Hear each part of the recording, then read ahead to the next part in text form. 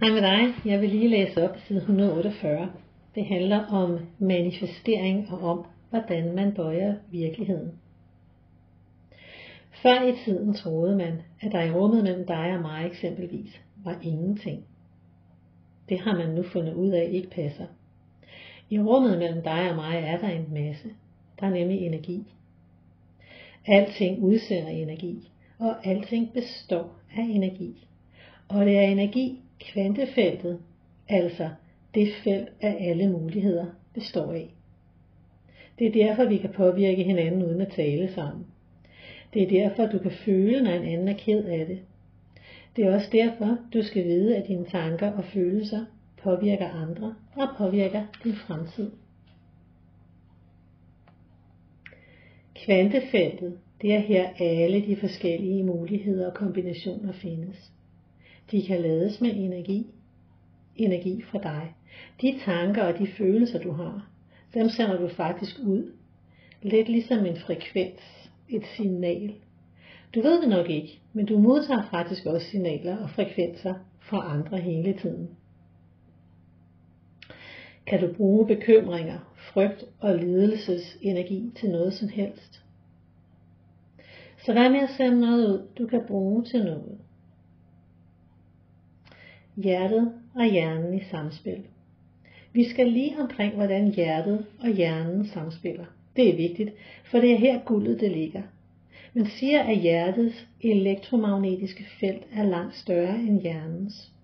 Du skal bruge hjernens talent for at bringe den fremtid frem, du ønsker dig.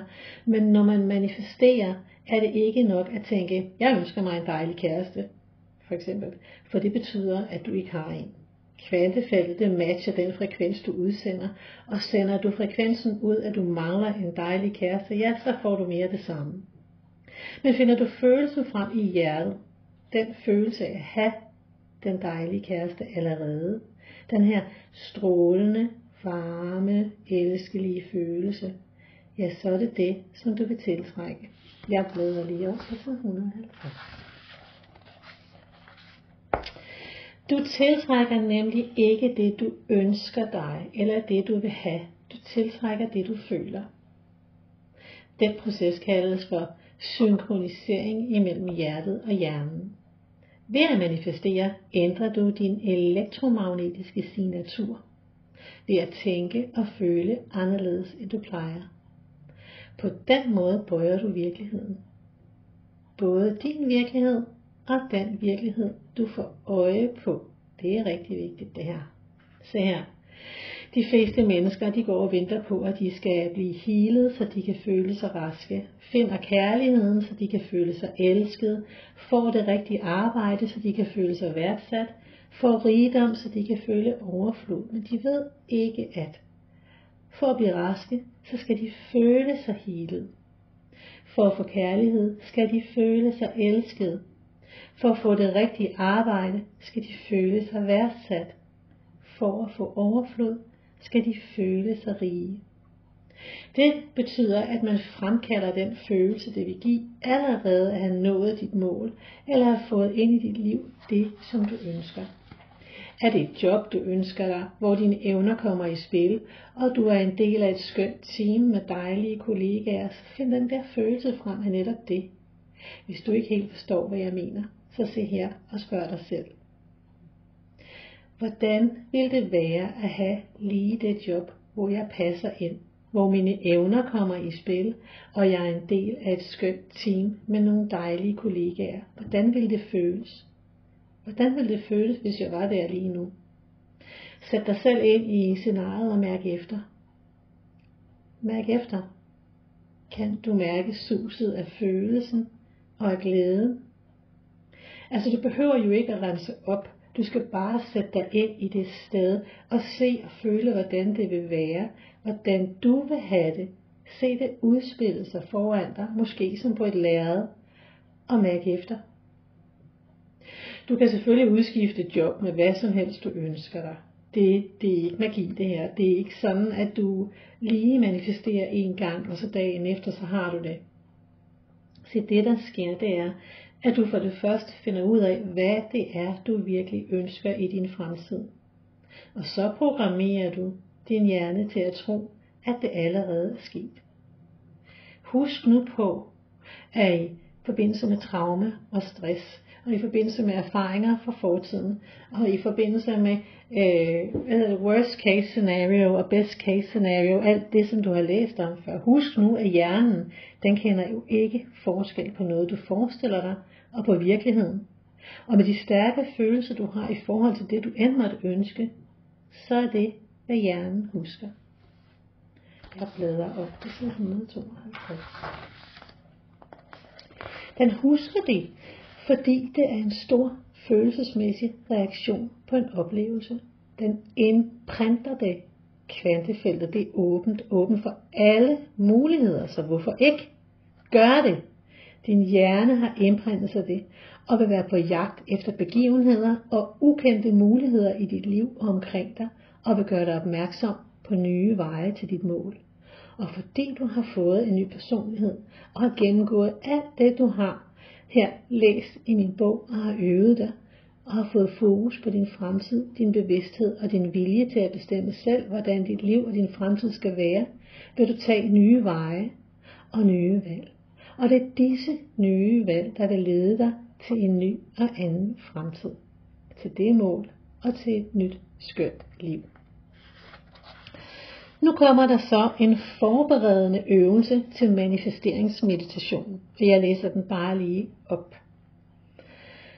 På næste, vi er stadigvæk på side 152, og på næste side 153, der er der altså det her skema. På næste side er der et skema, som du skal udfylde for at finde frem til, hvilke mål du skal arbejde med, og hvilke følelse det vil udløse, hvis du allerede havde nået det. Det skal du gøre for at være helt tydelig på, hvad det er, du gerne vil have. Der er så et eksempel, for eksempel, hvis det nu er en kæreste. Mål. En dejlig kæreste. Hvilken følelse frembringer det i dig? Det frembringer en masse kærlighed og glæde og lykke og fællesskab. Den her kæreste, hvordan skal det være med ham eller hende? Ja, det skal være sådan, at jeg kan være mig selv. Hvilken følelse fremkalder det? Frihed og glæde og tillid. Og jeg ved ikke, om du allerede nu kan mærke det. Jeg kan mærke det allerede nu. Nu får jeg sådan et billede af mig sammen med den her kæreste. Hvordan jeg vil have det. Hvordan det vil føles at være lige der. Det kan også være et job. Hvordan vil det være? Hvad er det, jeg gerne vil have? Og hvilken følelse frembringer det, hvis jeg allerede havde det? ikke? Så det er det, og der er der et skema, som du kan udfylde i bogen på side 153. Så bladrer vi op på side 154. Skemaet skal du bruge, når du skal manifestere, for det er her, du skal kende til de følelser, det altså udløser, når du tænker på, at du allerede har fået det, du ønsker.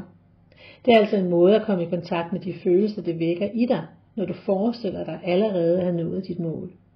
Derfor skal du også arbejde med de områder, der er omkring dit mål. Altså tænke over og notere de følelser, det udløser hos dig. Du kan eventuelt spørge dig selv, hvad vil det sige for mig? Eller hvordan vil det være for mig? Og hvordan vil det føles at have en dejlig kæreste, eller godt job, eller tjene mange penge, eller have et barn, eller være rask? Hvad er det nu, end er, du ønsker ind i dit liv? Kan du se det hele for dig, foldet ind under din overskrift på, hvad det er, du ønsker at manifestere ind i dit liv? Find følelsen. Så nu kommer meditationen. Husk, at meditation ikke betyder afslappethed, og ikke betyder at sove. Du skal være vågen og bevidst. Din manifesteringsmeditation varer kun så længe, som du synes, men lige så længe du har den der følelse, du får, når du har nået det, du ønsker. Det er okay, hvis det var 10 minutter. Det er også okay, hvis det var 45 minutter. Det er helt op til dig. Det er bedst at meditere hver dag, men det er op til dig, hvor meget du gerne vil ændre på dit liv. Det er dig, der skal investere i dit nye liv. Så hvad er det værd?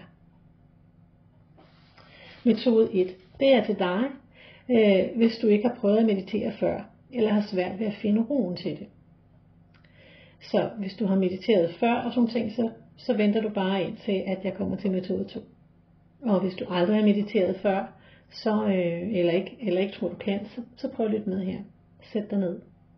Find noget af det musik, som er meditationsmusik. eventuelt på YouTube eller på min playliste på min YouTube-kanal. Der kan du finde dem. Tag headset eller høretelefoner på og luk øjnene. Vær til stede. Vær opmærksom på musikken og på, hvor den fører dig hen. Tag nogle dybe indåndinger. Du kan eventuelt mærke efter, hvordan luften kommer ind igennem næsen, ned igennem halsen og ned til tæerne. Hold vejret lidt og hold ånd ud. Og igen, ånd ind. Mærk luften igennem næsen og ned til foden. Hold vejret lidt og ånd lige så stille ud igen. Træk vejret ind ned til anklen. Hold vejret lidt og ånd ud. Træk vejret ind til lægmusklerne og ånd lige så stille ud. Og sådan gør du igennem hele kroppen. Så endnu en dyb indånding og vær bevidst. Du skal ikke tænke på noget eller på nogen. Du skal ikke tænke på tid eller på sted. Du er bare. Hvis det ikke passer til dig, så kan du gøre sådan her. Metode 2. Til dig, der har kendskab til at meditere og som finder roen hurtigt. Sæt dig ned og luk øjnene. Træk vejret og mærk, hvordan luften fordeler sig i din krop. Mærk dig selv sidde på stolen eller ligge på sofaen. Vær opmærksom på, at du er i rummet nu. Mærk din tilstedeværelse i rummet. Mærk din tilstedeværelse i rummet. Mærk, at du er fysisk til stede i rummet.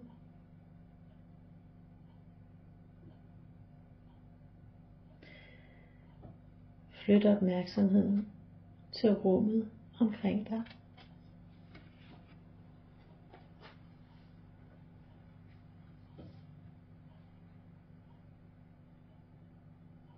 Mærk luften i rummet. Og begynd at fokusere på punktet mellem dine øjenbryn. Den prik der. Bliv ved med at fokusere på punktet og have opmærksomhed på rummet omkring dig og på din tilstedeværelse i det.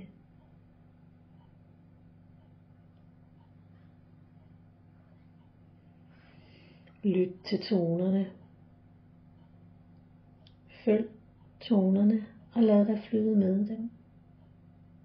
Mærk, hvordan din bevidsthed breder sig ud som en slags hav eller himmel eller univers, som hele tiden er vågen og til stede.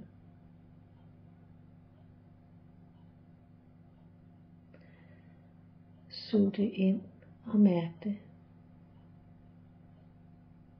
Vær i det og find roen. Træk vejret og find roen.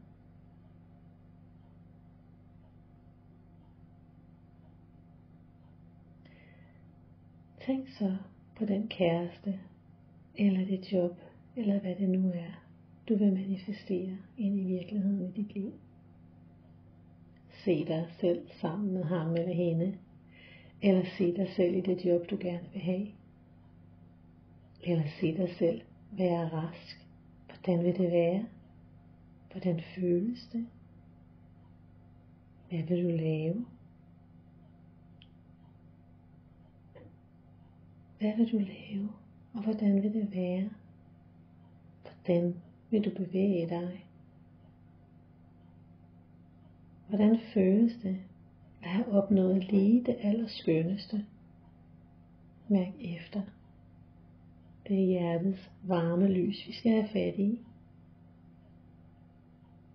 Hvordan føles det? Mærk det i hjertet, og mærk hvor glad du er. Det føles som forelskelse. Forelsket i livet. Forelsket i dit liv. Forelsket i dig selv. På den gode måde. Se det hele udfolde sig. Se det hele udfolde sig, som om det allerede er sket. Og nyd det. Ja.